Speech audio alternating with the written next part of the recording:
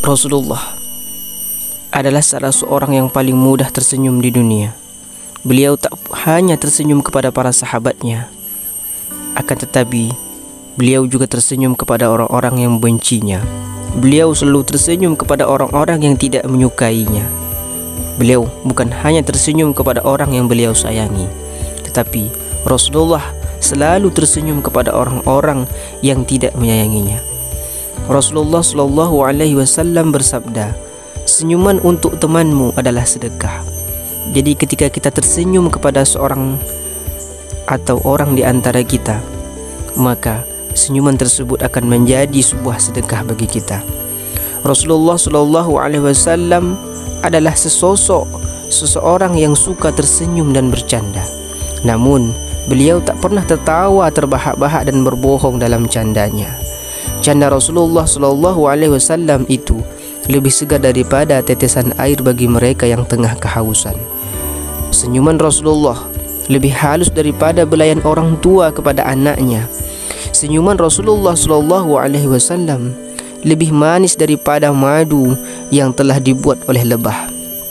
Seorang sahabat bernama Jarir bin Abdullah Al-Bajali berkata, "Tidak Rasulullah Shallallahu Alaihi Wasallam itu sewaktu memandangku, melainkan beliau selalu tersenyum." Senyuman tulus Rasulullah kepada Jarir merupakan kenangan hidup yang paling berharga baginya, dan senyuman Rasulullah Shallallahu Alaihi Wasallam itu menjadi pendorong semangat hidup sahabat Nabi ini. Apa kata beliau? "Senyuman beliau memenuhi jiwaku dengan kebaikan, kasih sayang dan kelembutan," ujar Jarir. Bagaimana bentuk senyuman Rasulullah?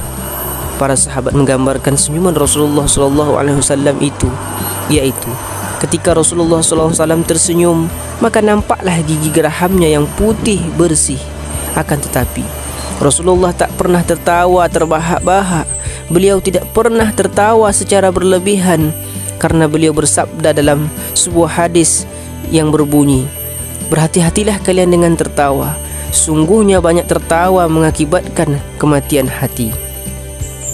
Ketika Rasulullah SAW menutup mata buat selama-lamanya, dalam artian beliau meninggalkan umatnya untuk selama-lamanya di dunia ini, apa yang terjadi?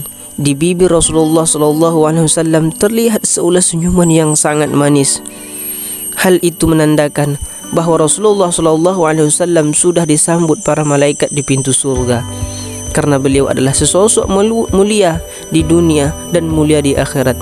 Sehubungan dengan itu, penyair besar Muhammad Iqbal pernah berkata, "Mukmin sejati adalah mereka yang tersenyum ketika meninggalkan dunia yang fana ini."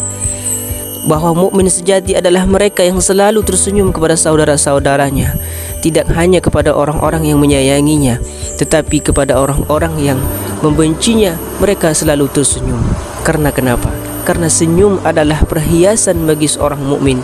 Orang yang selalu tersenyum akan selalu tampak bersinar, akan selalu tampak bahagia, akan selalu tampak disayangi oleh orang lain, karena senyuman merupakan perhiasan yang paling indah.